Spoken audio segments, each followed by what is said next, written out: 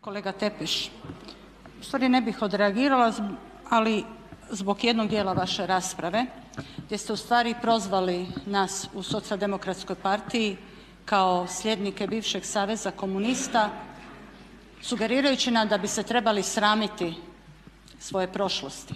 Kolega Tepeš, ja sam ovdje u Saboru, ovo mi je 5. mandat i sad vam ovako kažem, ja se ne sramim svoje prošlosti.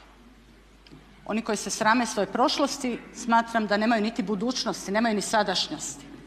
Ja u svom životopisu ne krijem i uredno piše da sam bila članica Saveza komunista, ali sam izuzetno ponosna da sam ušla kao članica u prvo predsjedništvo Socijaldemokratske partije Hrvatske 1990. godine i što sam digla ruku između ostalog i za povijesnu deklaraciju SDP-a, a vi ako se ne varam čini mi se da ste rekli da ste povjesničar, ispričavam se ako nisam dobro zapamtila, pa ja vas molim potražite tu povijesnu deklaraciju u kojem se SDP jasno odredio prema prošlosti i prema Savezu komunista i prema zločinima koji su se u ime te ideologije dešavali i na našim prostorima. Dakle, ne sramim se onoga što sam bila i onoga što sam danas, dapače ponosna sam što sam članica Socijaldemokratske partije. Međutim, danas ovdje na ovoj sjednici Sabora kad se glasa o povjerenju budućim ministrima, o povjerenju budućem predsjedniku Vlade, ne mogu dići ruke.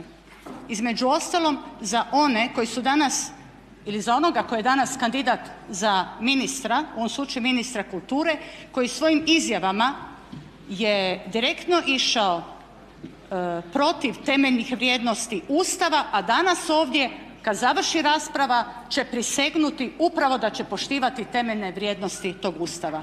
I ako se ne varam u svom životopisu ja ništa ne krijem čega sam članica bila ili čega jesam danas. Ako se ne varam budući ministar kulture je između ostalog bio i član Hrvatskog oslobodilačkog pokreta koji je osnovao ako se ne varam još u Argentini Ante Pavelić. Eto, a tog detalja u životopisu također nema. Odgovorit će uvaženi zastupnik Ivan Tepeš i potpredsjednik ovog Visokog doma.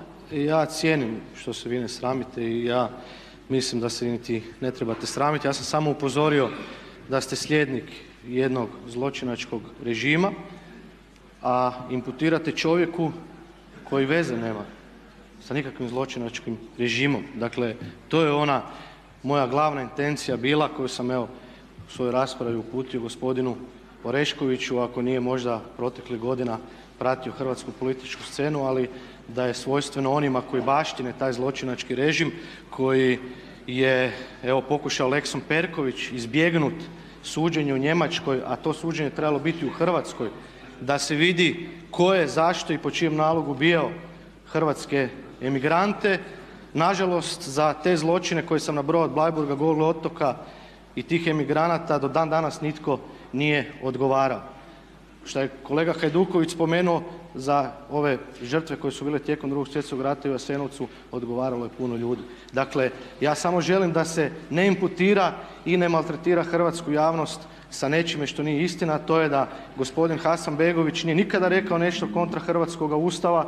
Vadite iz konteksta, on je kolega znanstvenik, povjesničar, ne bi napisao tolike znanstvene radove, ne bi bio to što je da nije priznat kao povjesničar. I dopustimo da povijest je jedna znanost koja propitkuje stvari, pa tako propitkuje uvijek nanovo i Drugi svjetski rat i događanja iza njega. I nemojmo misliti da je povijest ona propaganda od 45. do 90. Pustite nama povjesničarima da radimo, jer očigledno svi se volite baviti poviješću, a malo je povjesničara. Dakle, samo sam to htio naglasiti kada sam govorio o nekim zločinima u prošlosti, tako da je to moja replika.